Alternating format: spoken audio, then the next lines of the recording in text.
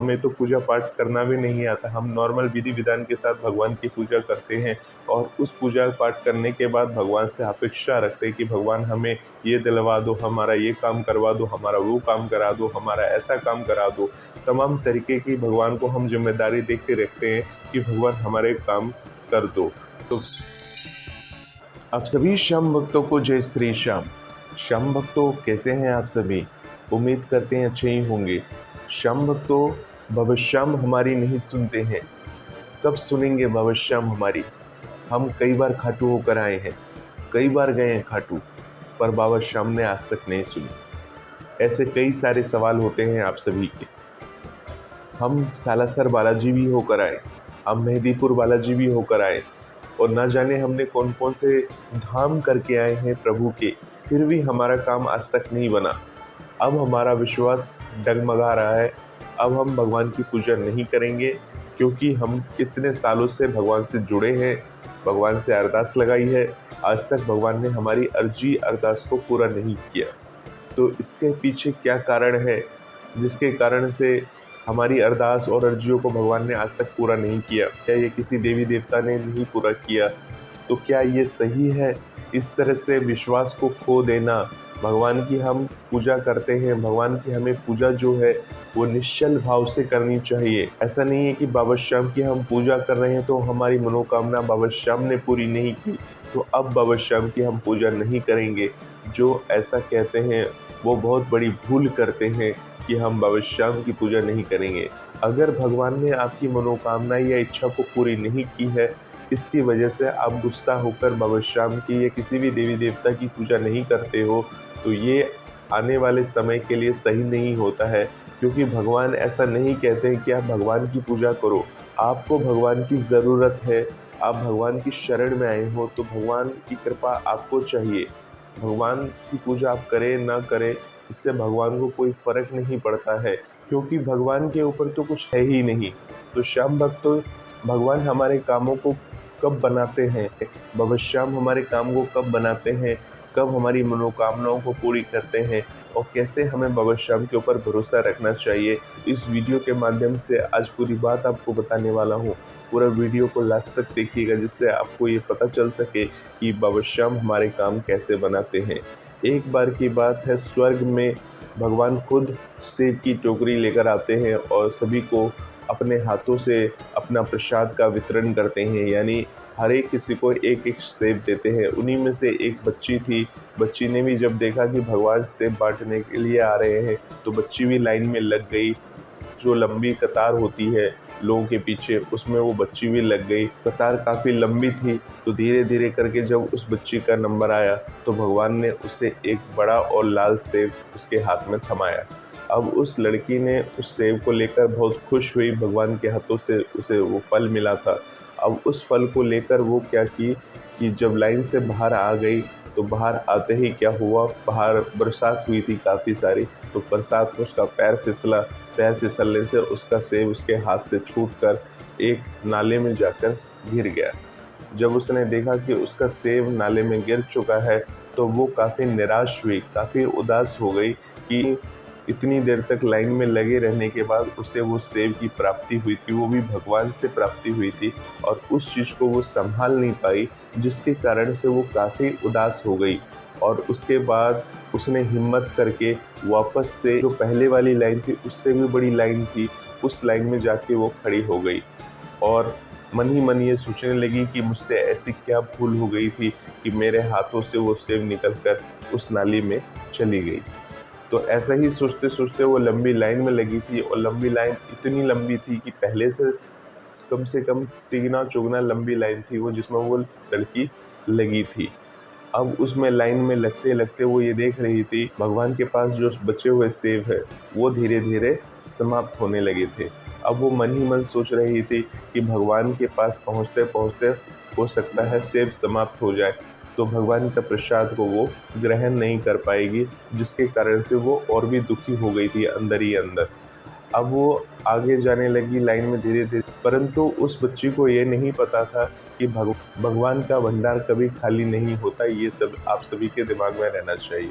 बच्ची जैसे जैसे लाइन के आगे पहुंची तो वहाँ पर सेब समाप्त हो चुका था। तो जैसे ही बच्ची भगवान के पास पहुँची, पहुँचने के बाद वहाँ पर एक और टोकरी सेब की वहाँ पर प्रकट हो गई। उसमें से भगवान ने एक लाल, सुंदर और मीठा सेब उस बच्ची को देते हुए कहा, बेटा तुम निराश न हो, तुम्हारे हाथ से वो जो सेब गिर गया था, वो हमने ही तुम्हारे हाथ से गिरवाया था। क्योंकि मुझे पता था कि जो तुम्हें हमने सेब दिया था, वो सेब जो था वो एक साइड से सड़ा हुआ था, यानी खराब था, और तुम उसे खाते और वो जो सेब तुम्हें मिला था उसे लेने के बाद तुम और अधिक चिंतित हो जाते कि मेरे नसीब में ऐसा सेब क्यों आया। इसी कारण से वो तुम्हारे हाथ से छिटका कर मैंने नीचे गिरा दिया था। तो उस बच्ची ने पूछा, भगवान मेरा तो सेब गिर चुका था, परंतु मैं दोबारा से इतनी लंबी लाइन में लगी हूँ। तो भगवान उनसे कहते हैं कि बेटा मैं तुम्हें उतनी लंबी लाइन में इसलिए लगवाया क्योंकि यहाँ पर जो सेब की मात्रा थी वो समाप्त होने वाली थी, और जो नए सेब थे वो वृक्षों पर लगे हुए थे। जो नए सेब थे वो वृक्षों से लेकर तुम्हें हमें देना था, इसलिए तुम्हें थोड़ा इंतज़ार करवाया, तुम्हें थोड़ा लेट करवाया, तुम्हें लंबी लाइन में लगवाया, ताकि तुम्हें एक अच्छा, मीठा और सुंदर सेब मैं तुम्हें दे सकूं, इसलिए तुम्हें थोड़ा इंतज़ार करवाया। तो बच्ची ने जब ये सुना तो बच्ची काफ़ी अत्यधिक प्रसन्न हो गई, खुश हो गई कि भगवान की विशेष कृपा उस बच्ची के ऊपर है। तो देखिए श्याम भक्तों, इसी प्रकार से जब हमारे जीवन में भगवान हमारे कोई काम नहीं बनाते हैं और हमें ऐसा लगता है कि हम भगवान की पूजा 2 साल, 4 साल, 5 साल, 10 साल से करते आ रहे हैं, परंतु हमारे जीवन में वो दुख बना हुआ है, और उसके बाद हम जब पीछे हट जाते हैं और जब ये सोचने लगते हैं कि भगवान तो हमारे सुनते ही नहीं हैं, हमारी कोई काम ही नहीं बनाते हैं, और ये सुनकर हम भगवान को कोसते हैं, और भगवान को कोसते-कोसते क्या होता है, हम पूजा पाठ करना छोड़ देते हैं, क्योंकि हम हिम्मत हार चुके होते हैं, क्योंकि समय काफ़ी लंबा बीत चुका होता है हम भगवान की भक्ति करते-करते। क्योंकि जब इंसान अपनी ज़िंदगी में हार जाता है तो उसे सिर्फ भगवान का दरबार ही समझ आता है। जब भगवान के दरबार में जाकर उसकी ज़िंदगी बदलने में काफ़ी समय लग जाती है तो वो पूरी तरह से टूट जाता है, हिम्मत हार जाता है, और भगवान की भक्ति करते-करते भगवान को ही कोसने लग जाता है। तो आप सभी श्याम भक्तों को इस कहानी के द्वारा समझ में आई होगी, जो वो लड़की लाइन में लगी थी और काफ़ी समय तक लगी थी। तो इसी प्रकार से उस लाइन से मतलब ये है कि जब हम भगवान की भक्ति करते हैं, पूजा करते हैं, और पूजा करते-करते काफ़ी लंबा समय जब हमें बीत जाता है, जैसे 2-4 साल, 5 साल बीत जाता है, तो हमें ये लगता है कि भगवान हमारी नहीं सुन रहे।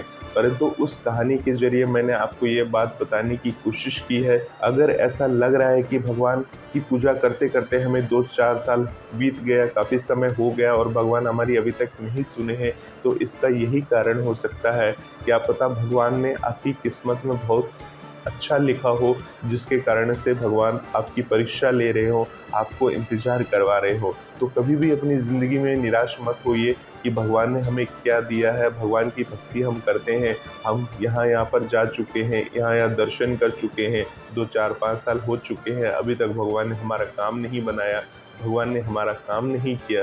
तो इस तरह से अगर जिसके दिमाग में है वो अपनी सारी ऐसी बातों को निकाल दे, क्योंकि भगवान सभी के काम बनाते हैं जो भगवान की पूजा निश्चल मन से, निश्चल मन मतलब क्या होता है, जिस प्रकार से उस बच्ची का मन बिल्कुल साफ था, उस बच्ची के मन में कोई छल कपट नहीं था, वो बच्ची को एक बार सेब मिला था तो वो उस सेब को लेकर गिर पड़ी और वापस से गिरने के बाद वापस से लाइन में खड़ी हो गई।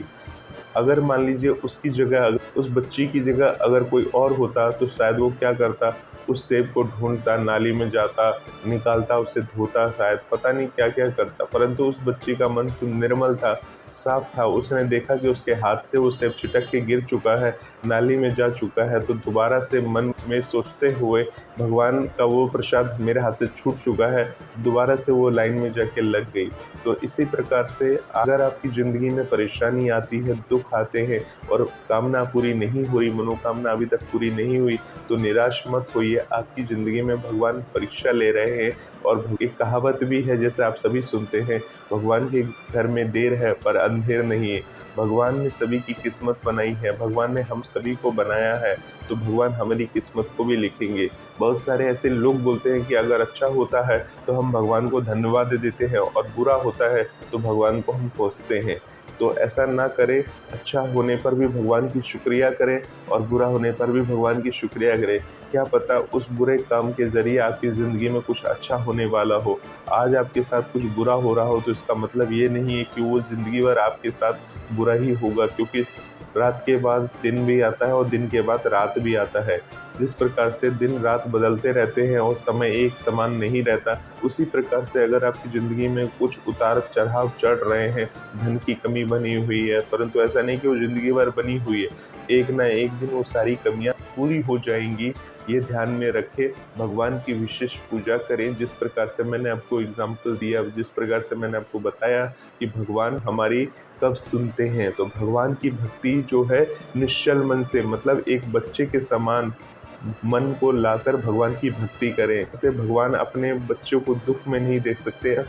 हो सकता है थोड़ी परीक्षा लेंगे वो आपको देखेंगे कि आप बाबा श्याम पर कितना भरोसा करते हैं, कितने लंबे समय तक बाबा श्याम के साथ रहते हैं, वो सब कुछ देखेंगे। हो सकता है एक समय के बाद बाबा श्याम की असीम कृपा आपके ऊपर बरसेगी। आपके समक्ष प्रत्यक्ष प्रमाण है, कितने सारे ऐसे भक्त हैं जिनको भगवान ने तार दिया, आज भी वो बाबा श्याम की गुणगान करते हैं कि जो कुछ है बाबा श्याम की कृपा से है, भगवान की कृपा से है। तो ऐसे मन में विचारों के साथ भगवान की भक्ति करें, भगवान की पूजा करें, भगवान के ऊपर भरोसा बना कर रखें। मन में ये मत सोचें कि मैं इतने सालों से पूजा कर रहा हूँ, मेरी भगवान ने आज तक नहीं सुनी। जिस प्रकार से आप पूजा पाठ कर रहे हैं, किसी कामना के लिए, किसी उसके लिए अगर आप सोच के कर रहे हैं कि मुझे ये चीज़ की वस्तु की प्राप्ति करनी है, ऐसी करनी है, तो उसके लिए तपस्या की जाती है। वो तपस्या आपको पता है कैसी की जा सकती है? जैसे कि वीर वरुणिक ने तपस्या की थी। उन्होंने कितनी लंबे समय तक तपस्या की थी, यानी स्कंद पुराण के अनुसार 3 साल से अधिक समय तक उन्होंने तपस्या की थी। उसके बाद उनको 3 वन की प्राप्ति हुई थी। तो तपस्या करने में काफ़ी मेहनत लगता है और हम घर में बैठकर सिर्फ नॉर्मल तरीके से पूजा पाठ करते हैं भगवान की। हमें तो पूजा पाठ करना भी नहीं आता, हम नॉर्मल विधि विधान के साथ भगवान की पूजा करते हैं और उस पूजा पाठ करने के बाद भगवान से अपेक्षा रखते हैं कि भगवान हमें ये दिलवा दो, हमारा ये काम करवा दो, हमारा वो काम करा दो, हमारा ऐसा काम करा दो। तमाम तरीके की भगवान को हम जिम्मेदारी दे के रखते हैं कि भगवान हमारे काम कर दो। तो सब कुछ का सही समय होता है, सही समय का जब तक आप इंतज़ार नहीं करेंगे तब तक काम आपके नहीं बनेंगे। तो इस प्रकार की बातें अगर आप करते हैं कि हमारे काम नहीं बनते, भगवान को कोसते हैं, तो कहीं न कहीं आप पाप के भागीदार बनते हैं। तो इस प्रकार से मन में कोई भी विचार या आप इस तरह से कोई भी अपने मन में इस तरह की बातें मन में नहीं लाना चाहिए आपको। और बाबा श्याम की भक्ति के लिए बाबा श्याम की भक्ति करते रहें, बाबा श्याम को मनाते रहें, बाबा श्याम को प्रसन्न करते रहें। ऐसी मंगल कामना के साथ मैं इस वीडियो को यहीं पर विराम करता हूँ। ऐसे ही वीडियोज़ को देखने के लिए इस चैनल के साथ बने रहें। आप सभी श्याम भक्तों को जय श्री श्याम।